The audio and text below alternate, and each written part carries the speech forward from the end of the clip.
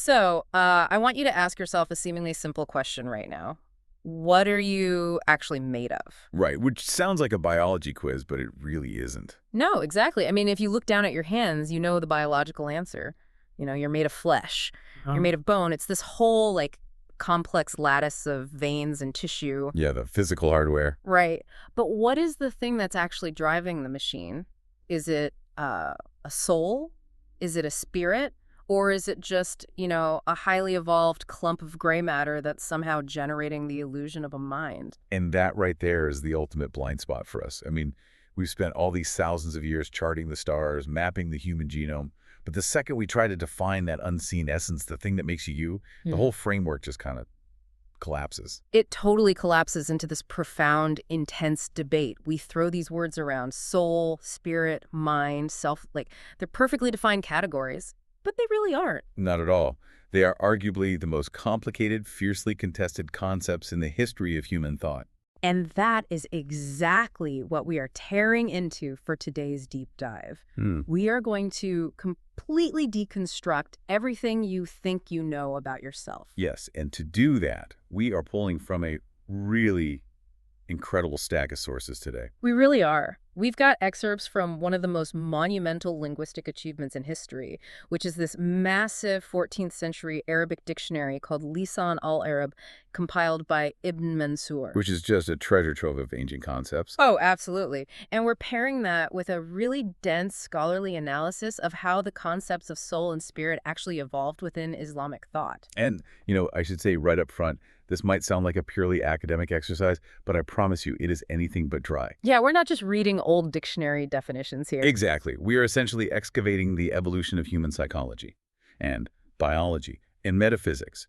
We're looking at how this incredibly ancient desert culture, surviving in just the harshest conditions imaginable, tried to articulate the difference between a living human being and a corpse. Right. All of those massive existential panic attacks are encoded into the evolution of one single concept, and that concept is the nafs. Nafs. Yeah, which today you might just see translated simply as soul or self. But our mission today is to trace the journey of this one, just mind-bending word. We're going to follow the nafs from the bloody, violent grit of ancient desert poetry right through the theological revolutions of the Quran, And then into the bitter, high-stakes battles of medieval philosophers. all the way to some truly staggering, universe-spanning cosmic theories. But before we get there, we need to set the ground rules. Right, the impartial lens. It's so vital that we maintain a completely analytical view here. Yeah, because we are going to encounter ideas that sound incredibly foreign, and then some that sound shockingly like modern psychoanalysis. And we aren't here to validate any specific religious dogma or take any sides. We're impartially reporting on the sources to understand the mechanics of how humanity has tried to solve the puzzle of its own existence. Okay, so let's unpack this. Because to even begin to understand how these medieval thinkers viewed the soul, we have to strip away like all of our modern Hollywood assumptions. Oh yeah, you have to completely forget the idea of a glowing, translucent ghost floating out of a body. Right, because when you look at the linguistic roots of the word nafs in pre-Islamic Arabia, it is bizarre. And it is overwhelmingly visceral. It is completely grounded in raw physical survival. When you look at those foundational entries in Lisan al-Arab, early Arabic didn't use nafs to describe some hidden ethereal spirit. It meant the absolute totality of a thing. Exactly. Its fundamental essence. If you destroy the nafs of a structure or an animal, you didn't just kill its spirit, you completely unmade its reality. But then our sources show these definitions taking a really sharp, violent turn, because the ancient Arabs didn't just use nafs to mean totality, they literally used it to mean blood. Yes. Hot, red, physical flowing blood. There is this line of pre-Islamic poetry preserved in the linguistic records that just perfectly captures this. A warrior is describing a battle, and he says, "Our souls flow on the edge of swords." It's such a heavy cinematic image. It really is. Our souls flow on the edge of swords. But now I'm saying, Speaking metaphorically about, like, losing their courage. no, they are talking about the hot liquid literally dripping off the metal. Which is wild. Like, how does a culture make that leap? Well, you have to place yourself in the environment of that ancient observer. I mean, this is a society existing centuries before the concept of an MRI or any understanding of the circulatory system. Right. No cellular biology. Exactly. Mm. They're observing cause and effect in its absolute rawest form. Think about it. If you were standing on a battlefield in the desert and you watch a warrior take a fatal wound, what do you actually see? You see a massive loss of blood. Right. And as that fluid leaves the body, what leaves with it? The heat leaves. The movement stops. The breath, the awareness. It all drains away in exact proportion to the blood leaving the body. So the logic is completely airtight from their perspective. The blood isn't just a vehicle for the life force. The blood is the life force. Precisely. To the ancient mind, identifying the soul with blood isn't a poetic leap. It's an empirical observation. If I drain the nafs of blood from you, your totality ends. Therefore, your soul is a measurable physical liquid. Yes. And what's crazy is that this wasn't just battlefield poetry. This physical equation of soul equals blood actually became the basis for some really complex legal rulings. Oh, the well contamination laws. Yeah. The scholars note this incredible oddity where ancient legal systems categorized all living creatures based on a specific metric, whether or not they possessed a flowing nafs. Which means a flowing soul. Right. Or a circulatory system that bleeds when you cut it. Right. So imagine a scenario where a creature falls into a communal well and dies. Now, in a harsh desert environment, water is your most precious resource. You can't just throw it away lightly. Exactly. So Right. how do you know if the entire well is ruined? The legal ruling hinged entirely on the nafs. So if a creature without a flowing soul like, say, a beetle or a scorpion falls in and drowns, the water was considered unpleasant, maybe, but not ritually impure. Right, it hadn't been fundamentally corrupted. But if a creature with a flowing nafs, like a rat or a bird or some warm-blooded mammal died in the water was utterly ruined. Because the presence of that biological fluid, that hot red blood, was the defining characteristic of a higher order existence. Yeah, a beetle doesn't bleed red liquid, so it doesn't have a nafs in the true sense. It's animated, sure, but it doesn't possess that vital contaminating essence.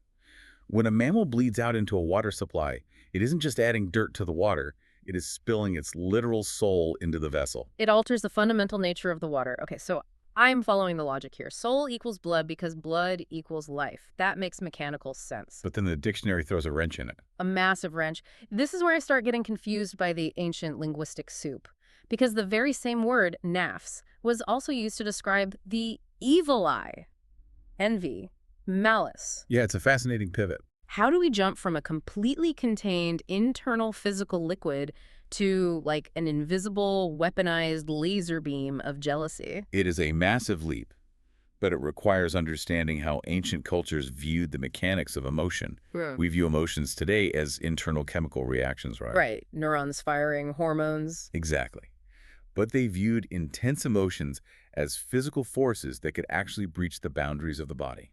Give me an example of how that actually works in the text. So linguistic records contain this really fascinating, almost unsettling piece of advice regarding hungry dogs. Oh, I remember reading this part. Yeah, the ancient saying warns that dogs possess anphis, which is the plural of nafs, when they watch you eat. Wait, so dogs only have souls when you're holding a piece of meat? Not exactly. They are saying that when a starving dog locks its eyes on your food, its intense primal desire, its envy, is so concentrated that it physically projects out of the dog's eyes. Like it's beaming its soul at you? It is projecting its nafs onto you. The advice given was that you must toss the dog a scrap of food, and not just out of charity, but as a defensive measure. A defensive measure against its soul. Yes. You have to break the gaze to protect yourself from the damaging energy of its envious soul. That is wild. It implies that your desire can literally detach from you. Like, your intense want for something someone else has is so heavy, so potent, that it acts as a projectile. Exactly. The nafs as blood is entirely contained within your physical boundaries. Yeah. But the nafs as the evil eye suggests this invisible architecture connecting living things. It suggests that consciousness or intense will has a tangible weight that can strike another person. You are weaponizing your internal state through your gaze. It reminds me of how messy the English word heart is. Like, if I say someone has a bad heart, I might mean they need bypass surgery because their literal blood pumping organ is failing. Right, the biological pump. But I could also mean they are a cruel, unfeeling person. We use the same word for the physical pump and the abstract center of morality. But the ancient use of nafs feels even more dangerous than that. It's heavily grounded in brutal survivalism. But, it leaves us with a significant historical and psychological problem. Which is? Well, if your entire culture associates the soul with physical blood and weaponized stares, Yeah. how do you ever transition into a civilization that discusses the soul as an abstract, philosophical, unseen essence? Oh, right. You need a bridge between the thick, heavy liquid of the physical body and the invisible, weightless world of the mind. And according to the linguistic deep dives, that bridge isn't a thought or a theory. It's a biological function. The bridge is breath. Breath. The Arabic word for breath is nafas. Yes, and it is derived from the exact same three-letter linguistic root as nafs. They are fundamentally entangled concepts. So nafs is the soul, nafas is the breath. But why does that solve the problem of moving from blood to spirit? Because breath is the ultimate paradox. Think about it. It is undeniably physical. You can feel it hit your hand, you can see it on a cold winter morning, but it is completely invisible. It's the only part of your biological machine that seems to exist in both the material world and the immaterial world simultaneously. Crucially, yes. And the dictionary explicitly links this root word not just to the mechanical act of inhaling oxygen, but to the psychological concept of relief. Relief, like letting out a massive sigh. Precisely. Oh, Let's go back to that desert environment. The text highlights a deeply evocative metaphor used by the ancient Arabs. They described a prevailing cooling wind as the breath of the merciful. the breath of the merciful. Think about the mechanics of that. You have a parched, cracked, dying landscape. It hasn't rained in months. The totality of the earth is essentially dead. Then the wind shifts. It brings heavy clouds. It brings rain. It literally breathes life back into the dead dirt. So they're watching the macro environment and applying it to the micro environment of the human body. They are observing a fundamental mechanism of state change. When you are panicked, when you are in a state of high anxiety, your breathing becomes shallow and jagged. Right, your biological system is in distress. But when the danger passes, what is the very first thing your body does? You take a deep, profound breath, and you exhale heavily. You sigh. In that moment of exhalation, your shoulders drop, your heart rate slows, your muscles unclench. You experience relief. And to the ancient observer, that isn't just carbon dioxide leaving the lungs. That is a spiritual mechanism in action. They saw that the breath, the nafas, was actively regulating the invisible emotional state of the human being. The breath was the controller of the nafs. It was the invisible hand reaching into the physical body and tuning the strings of human panic and peace. Wow. So if we take a snapshot of this pre-Islamic period, the concept of the soul is this incredible chaotic soup. It really is. It's the blood pooling on the ground. It's the totality of your existence. It's the dangerous laser beam of envy shooting out of your eyes. And it's the invisible wind of your breath calming your panic. It is a massive, overloaded file of human experience. But it completely lacks a precise structure. It's wild. It is entirely reactionary. It's based entirely on what they could see, feel, and fear in the immediate physical world. But then our historical analysis shows a massive collision point. A complete paradigm shift. Yeah, a shift in how humanity organizes its own consciousness. The arrival of the Quran in the 7th century takes this incredibly messy, chaotic word and subjects it to a ruthless, highly sophisticated taxonomy. It essentially takes the atom of human consciousness and splits it down the middle. It demands precision where there was previously only poetry. The Quranic framework looks at all of this internal chaos and says, no, this is not all one thing. Right, there are two completely distinct operating systems at work here. And what are those? There's the nafs, which we can understand as the human self, the Yeah. ego, the psyche. And then there is the ro, which we translate as the spirit. And the line drawn between them is absolute. The scholarly breakdown of this text makes it very clear that the Ruh, the spirit, is utterly stripped of all human messiness. It is exclusively divine. It is the pure, unadulterated energy of the absolute. The analysis isolates 5 distinct, highly specific usages of the word Ruh within the Quran. And none of them have anything to do with your personal human desires or your psychological hang-ups. Let's walk through exactly what those are, because it proves how far we've moved from the idea of blood on a sword. First, the Ruh is described as the literal breath of life that God blows into Adam. It is the initial spark of animation, the divine origin code. Right. Without it, humanity is just a sculpted piece of clay. Second, it's associated with the divine command. the Imser, which brings revelation. Third, it refers to a specific, high-ranking angelic messenger. Fourth, it is a broader categorization associated with the angels in general. And fifth, it is explicitly identified as the Holy Spirit, the angel Gabriel, who acts as the conduit of communication between God and the prophets. Do you notice what is missing from that entire list? You, me, the actual human being. Exactly. There is a fascinating grammatical reality that the scholars point out here. The word ruh is almost never pluralized in the Quran. Think about the implications of that. Wait, really? It's never plural. So there's no concept of our spirits or a collection of individual spirits hanging around. Precisely. Because the ruh does not belong to you. It is a singular unified force. It is a closed system of divine power. It is alone. Alone, like you're borrowing it. Think of it like electricity running through a vast city. Your house has a lamp, and my house has a television. There are different appliances doing different things, but the electricity powering them isn't my electricity or your electricity. It is a single continuous current generated from a central power plant. The ruh is that pure, clean current. Okay, that makes perfect sense for the Ruh. It's the untainted power source. But if the spirit is purely divine and completely clean, what the heck is going on with the rest of me? That's the real question. Because my internal monologue is definitely not pure divine energy. Most of the time it's anxious or selfish or incredibly petty. Where does all that noise come from? The noise comes from the nafs. Once the Quran quarantined all the pure divine elements into the category of ruh, the nafs was left to absorb the totality of human frailty. So if the Ruh is the electricity, Then the nafs is the wildly unstable overheating machine that the electricity is plugged into.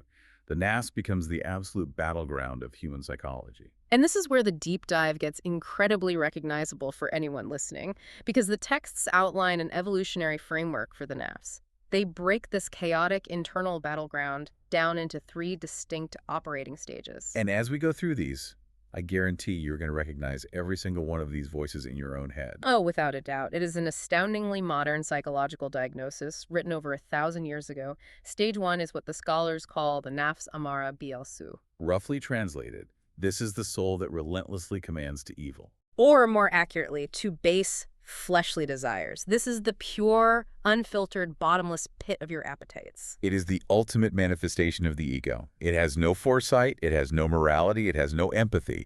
It only knows what it wants in the immediate millisecond. It's the voice that says, eat the entire sleeve of cookies right now, spend money you don't have, lash out and humiliate your coworker because they annoyed you. Pure, destructive impulse. If we were to overlay modern psychoanalytic theory onto this, this is unquestionably Freud's concept of the id. Yes, the instinctual, uncoordinated trend of the psyche. Yep. It just wants to consume and protect itself. But then, thankfully, we have stage 2, the nafs lawama, the reproaching soul, the blaming soul. This is where the friction of consciousness really begins. Exactly. You give into the first stage, you lash out at your coworker, it feels great for about 10 seconds, and then an hour later you're sitting at your desk and this second voice activates. And it is brutal. It says, why did you do that? That was unnecessary. You hurt them. You lack self-control. You are a terrible person. The lawama is your internal, inescapable critic. Again, mapping this to later psychology, this is the superego. It is the internalized mechanism of rules, morals, and extreme guilt. It exists entirely to punish the impulses of the first stage. The battle between the amara, the desire, and the lawama, the guilt, is the fundamental rhythm of the human experience. Yeah. It is why you feel exhausted even when you've done nothing physical all day. Your internal architecture is literally at war with itself. Always. But then, the texts offer stage 3, the ultimate goal, but also the rarest state, the nafs mu'mina, The tranquil soul. the soul at complete, undisturbed peace. It's the cessation of the war. It is the moment when the desires have been tamed, the guilt is no longer necessary, and the human being achieves a state of absolute equilibrium. But here is the critical thing I want to make sure I understand. In this framework is the nafs, that first stage of raw desire. Is it considered inherently demonic? That is a phenomenal distinction to make. Like, is it an evil entity planted inside you that you have to destroy? Absolutely not. The texts are very careful not to frame the nafs as a foreign, demonic parasite. It isn't a demon, it is a wild animal. Okay, a wild animal. The language used in the scholarly breakdown frequently talks of restraining the soul or disciplining it. You do not kill a wild horse, you break it. You tame it so you can ride it. Oh, I see. The raw energy of your desires, the drive to eat, to reproduce, to succeed, to survive, is completely necessary. Without the Amara, you wouldn't get out of bed in the morning. The goal is to subjugate that wild energy to the intellect, not to annihilate it. I love that. You don't kill the ego, you housebreak it. But because this internal conflict was so incredibly vivid to these early thinkers, they actually talked about it as if they had literal roommates living inside their skulls. They really did. There is an amazing piece of ancient poetry cited in the dictionaries where an Arab man is facing a massive, dangerous decision. And the poet describes him as consulting his two souls. Yes, consulting his two souls. Yeah. It perfectly encapsulates the paralysis of human choice. One soul is screaming at him to take the risk, to charge forward, to seize the glory.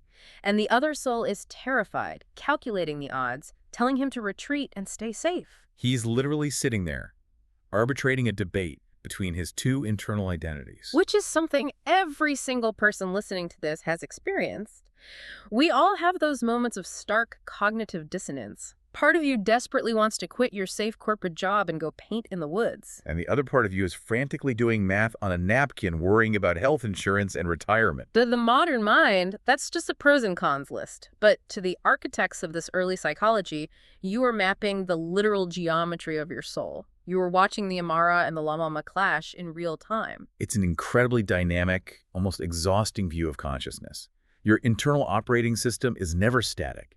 It is constantly adjusting, fighting, repenting, craving. Which forces a really profound mechanical question. If your nafs is this hyperactive, constantly processing software program, what happens when you have to shut the system down? What happens when you go to sleep? That question produced one of the most haunting, complex, and frankly sci-fi concepts in this entire deep dive. Because the ancient scholars did not view sleep the way a modern neurologist does. They didn't see it as a period of synaptic pruning or like a chemical reset? No, they saw it as a massive metaphysical departure. Sleep was not a passive resting state. It was a violent nightly extraction of your essence. Our sources highlight the theories of early Titan-level Islamic thinkers, people like Ibn As and the renowned grammarian Al-Zajjaj. And they looked at the sleeping human body and realized there was a massive logical problem they had to solve. The problem of split consciousness. Right, because if you look at a sleeping person, biological life is clearly still happening. Their chest is rising and falling, their heart is beating, they are warm, digestion is occurring. The engine is on. But the person, the intellect, the identity, the entity that knows its own name and can make a choice, is completely gone. They are an unresponsive lump of meat. So Ibn Abbas and others theorized that a single soul couldn't possibly account for this. They concluded that every human being actually has two functional souls operating simultaneously inside their body. They divided the human machine into two distinct metaphysical systems. Yes. You have the soul of life, and you have the soul of discernment, or the soul of reason, which in Arabic is the tamiz. The soul of life is the autonomic nervous system. It's the background processes. It keeps the lungs pumping. It keeps the blood flowing. It is purely biological maintenance. But the soul of reason, the tamiz, that is the you. That is the consciousness, the intellect, the personality. And the texts are incredibly explicit about the mechanics of what happens at night. They state clearly that when a person falls asleep, God literally takes the soul of reason, but intentionally leaves the soul of life behind in the physical body. Reaps it. Just pulls the intellect right out of the physical shell. But leaves the biological pilot light on. And the chilling parallel they draw is with death. When a person dies, God doesn't just take the soul of reason, he takes both. He takes the soul of reason and the soul of life, and the machine goes completely cold. Therefore, sleep is not a biological rest. It is quite literally a mini-death. You're experiencing 50% of the death process every single night when your head hits the pillow. It's like a computer going into sleep mode, but with much higher stakes. If I close the lid on my laptop, the machine isn't dead, the battery is still warm, the fan might kick on occasionally. The underlying hardware is humming along. That's the soul of life. Exactly. But the operating system, the interface, the actual functionality that allows me to interact with it, it's gone. But in this ancient framework, that operating system isn't just paused on a hard drive. No, it's as if every night your operating system is uploaded via an invisible Wi-Fi connection to a massive cosmic server. That analogy is surprisingly accurate to their worldview, because they believed that while your soul of reason was uploaded into this unseen spiritual realm during sleep, It wasn't just sitting in an empty void, it was active. Extremely active, experiencing the unseen. This two-soul mechanism was their elegant solution to the phenomenon of dreams. Oh, that makes so much sense. Think about it. If you dream that you are flying over a city or speaking with a deceased relative, how is that happening while your physical eyes are closed in a dark room? To the modern mind, those are random neurons firing as the brain processes memory. But to these scholars, dreams were actual empirical travel logs. Wait, really? So when I dream of flying, they believed my reasoning soul was genuinely out there in the ether, navigating a different dimension. Yes, your soul of reason is temporarily untethered from the heavy, restrictive gravity of your flesh. It enters the spiritual realm where it can interact with other untethered souls. It can perceive spiritual truths. And occasionally, it can receive divine visions or premonitions that the waking physical brain would be too dense to process. Exactly. But then, right before the alarm clock goes off, that soul of reason is rapidly downloaded back into the flesh. It docks with the soul of life, the connection is sealed, your eyes snap open, and the illusion of a single unified identity resumes. You are you again. It is a stunning, beautifully mechanical view of human consciousness. But as you can imagine, this theory that the soul can just pop out of the body, fly around the cosmos, experience things, and then slot back into the brain, it created an absolute nightmare for medieval theologians and philosophers. Yeah, because it forces a deeply uncomfortable physical question. If this thing is traveling, what the hell is it actually made of? Exactly.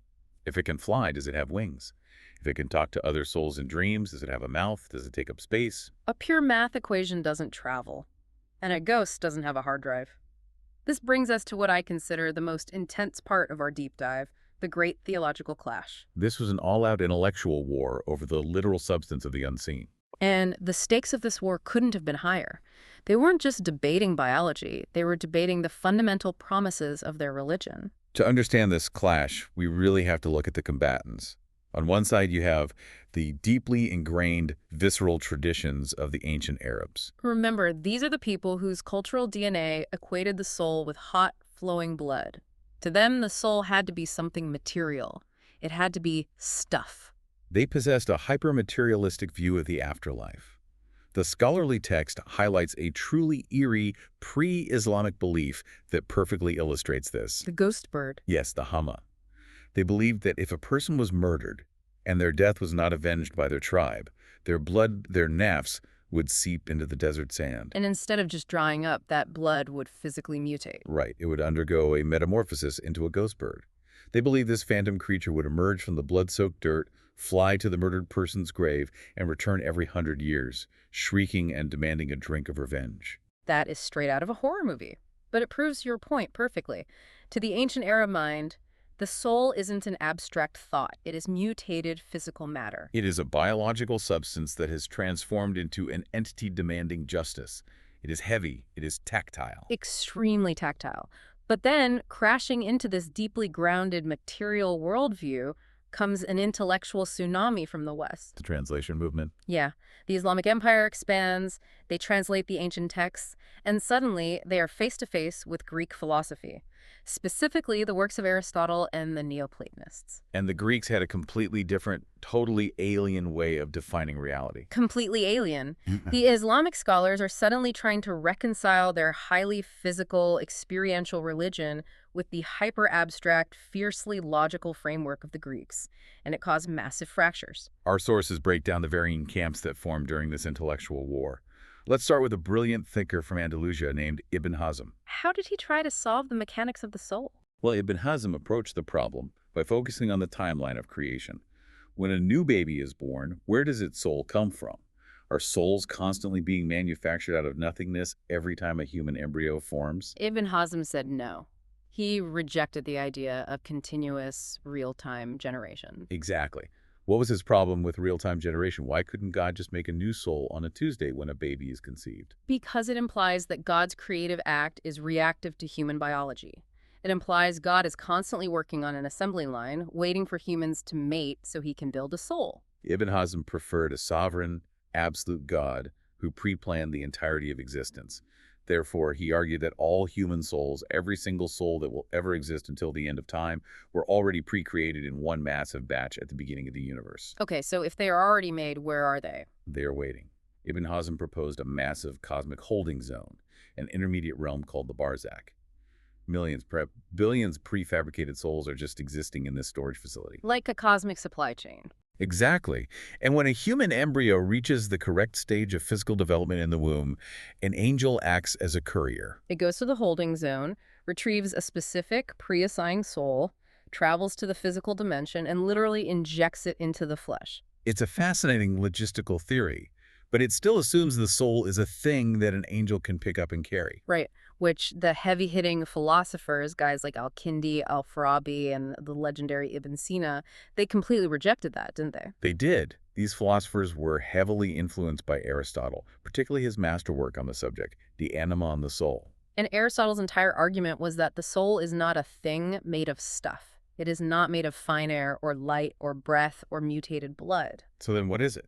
Aristotle argued that the soul is the form of a living body. Okay, stop right there because this is where my brain starts to hurt. What does form even mean in this context? Because when I hear form, I think of a shape, like a circle or a square. But a shape implies boundaries, which implies physical space. It is a difficult concept to grasp because we are so conditioned to think of reality as material. Think of it this way. Imagine a bronze statue of a horse. The bronze metal is the matter. The shape of the horse is the form. Okay. If you melt the statue down into a puddle, the bronze matter still exists, but the form of the horse is gone. Did the horse fly away? Did it go to a holding zone? No, it just ceased to be. Right, because the matter was no longer organized to support that form. So the soul isn't an ingredient you pour into a body. It's the result of how the body is organized. To the Aristotelians, yes. The soul is the organizing principle. It is completely immaterial. To these Greek-influenced philosophers, saying the soul has a physical shape or that an angel can carry it or that it flies out of your nose when you sleep was deeply, embarrassingly illogical. It was like asking a mathematician, how much is the concept of the number 4 weigh? Or what color is the Pythagorean theorem? Exactly. It's a category error. The soul is pure, abstract intellect. But you can immediately see why that abstract math equation soul caused a massive crisis for the religious traditionalists. Oh, it threatened to unravel the entire fabric of Islamic theology. Right, because the traditionalists look at the Quran and the Hadith, the sayings of the Prophet, and those texts describe the afterlife in intensely physical, excruciatingly detailed experiential terms. They talk about the soul being physically interrogated by terrifying angels in the grave. They talk about the soul resting in lush gardens or being tormented by heat while waiting for the resurrection. And this is the crux of the problem. If Ibn Sina and the philosophers are right, if the soul is just an immaterial concept like the number 4, then it has no sensory capacity. It has no nervous system. It has no eyes to see an angel, and it has no skin to feel the heat of punishment or the cool breeze of paradise. You cannot torture a math equation. You cannot reward an abstract concept.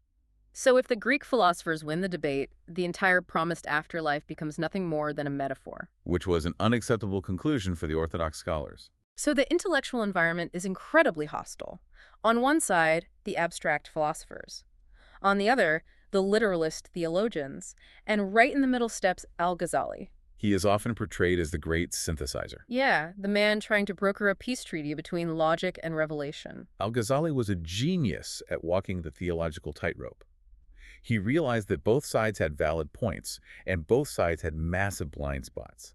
He needed a framework that could accommodate the biological reality of the body and the immortal abstract nature of the intellect. So how did he engineer that? Because our sources say he actually split the human being into 2 different spiritual mechanisms. Yes, Al-Ghazali proposed a hybrid engine. He defined the core of the human being as a spiritual substance, a Jawhar Ruhani, but he divided the mechanics of it. First, he conceded a point to the medical doctors and the biologists by defining what he called the animal spirit. Animal spirit, what does that do? The animal spirit is physical, but just barely. Think of it like a highly refined gas or a subtle electrical current that originates in the physical heart and flows through the blood vessels. So it's basically energy. This electrical current carries your sensory data site, sound, pain, and animates your muscles. It is the biological power grid. But because it is technically physical, when the physical body dies and decays, the animal spirit dies and dissipates with it. It is mortal. Okay, so that handles the biology. But what about immortality? That is where he introduces the second component, the immaterial spirit. This is the pure, rational intellect, the naf mutmaina. Ah, the tranquil soul from earlier. Exactly. This part of you is not made of gas or electricity. Hmm. It is not confined by space or time. It is a completely immaterial, indestructible substance that interacts with the animal spirit but does not die when the body dies. So he literally built a hybrid machine. The animal spirit is the gasoline engine that handles the physical driving, and the immaterial spirit is the battery that holds the immortal consciousness. He tried to give everyone a piece of the pie. The doctors get the animal spirit to dissect and study, and theologians get the immaterial spirit to save for eternity. It was an incredibly elegant compromise. But I have to challenge this, and I assume his contemporaries did too. Does Al-Ghazali's hybrid engine actually solve the problem, or does it just kick the can down the road? Oh, it definitely kicks the can. Because if the immortal part of me is still completely immaterial, how does that part feel the physical punishments of the grave? You still can't torture an immaterial battery. You've hit the exact weakness of his theory, and it is precisely why the hardcore traditionalists ultimately rejected his compromise. It wasn't enough. They needed a soul that could bleed, figuratively speaking. Which brings us to a massive figure in this debate, Ibn Qayyim.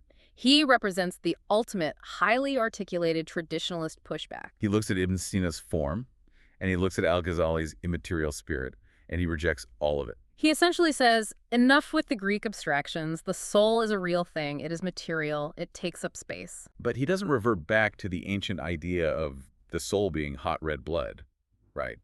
He upgrades the physics. He has to upgrade the physics because obvious observation shows that when you cut a dead body open, there isn't a secondary soul body hiding behind the lungs. Right, there's no ghost skeleton. So Ibn Qayyim argues that the soul is material, but it is made of a completely different category of matter than our heavy, dense, decaying flesh. Our sources note he describes it as having the nature of light. It is a fine, celestial, living, moving substance. A body of light. And I absolutely love the visual analogy he uses to explain how a body of light interacts with a body of flesh. How do two different physical objects occupy the exact same space? Because normally physics says they can't. Right. He needed to explain permeation, and the analogy he constructs is microscopic in its precision.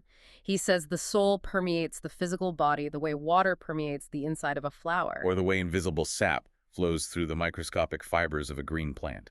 Let's unpack the mechanics of that analogy, because it's brilliant. When you look at a rose, you don't see the water inside it, you just see the red petals.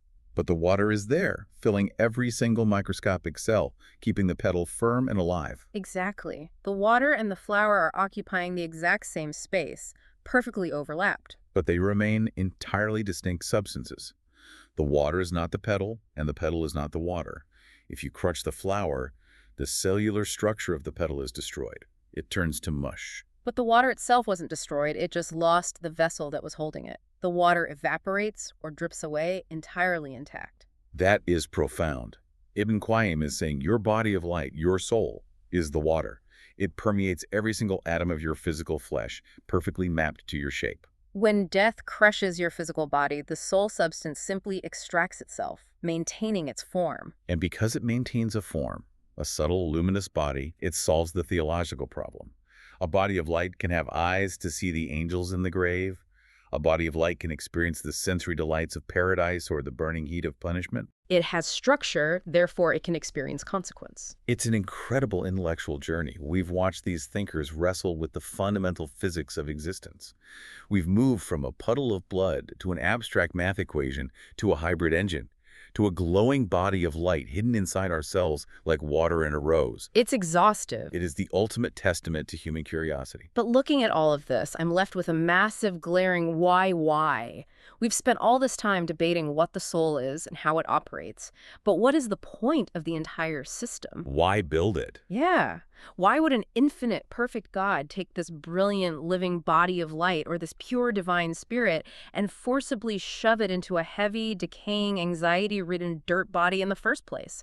Why put us through the torture of the Amara and the Lawama? Why build the machine at all? To answer the why, to find the ultimate purpose of this incredibly painful, beautiful human architecture, we have to leave the legalists and the physicists behind. We have to look to the mystics. We have to examine the philosophical leaps of the Sufis. And the undisputed master of this cosmic perspective is a towering, controversial figure named Ibn Arabi. Ibn Arabi doesn't just want to define the soul. He wants to decode the structural blueprint of the entire cosmos. And he realizes that to do that, he first has to clean up the linguistic mess we've been talking about. The sources note that the Sufis started by drastically simplifying the terminology. They stopped arguing over whether the soul was made of gas or light, and they looked at the psychological function. He said, the ruh, the spirit, is the pure subtle substance. It is the divine sap keeping the plant alive, pulling you upward toward God. And the nafs. The nafs is the ego. It is the collection of blameworthy characteristics, the gravity of your desires, the fears, the animal instincts that constantly pull you downward, chaining you to the earth. Upward pull versus downward gravity. It's a clean, functional psychology. But once Ibn Arabi establishes that internal dynamic, he zooms out to an unimaginable macrocosmic scale. He argues that this internal human struggle isn't just a personal psychological issue, it is the exact mechanism that holds the universe together. Explain that. How does my internal guilt over eating a sleeve of cookies hold the universe together? To understand it, you have to understand how Ibn Arabi divides reality. He proposes a massive three-tiered structure of existence.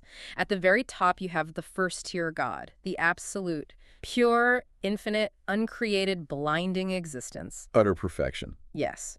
And at the very bottom, you have the third tier, the sensible world, the physical universe. The dirt, the stars, the planets are physical bodies. It is heavy, it is dark, it is dense, and it is constantly decaying. So you have infinity at the top and dirt at the bottom. Now, here is the architectural problem Ibn Arabi identifies.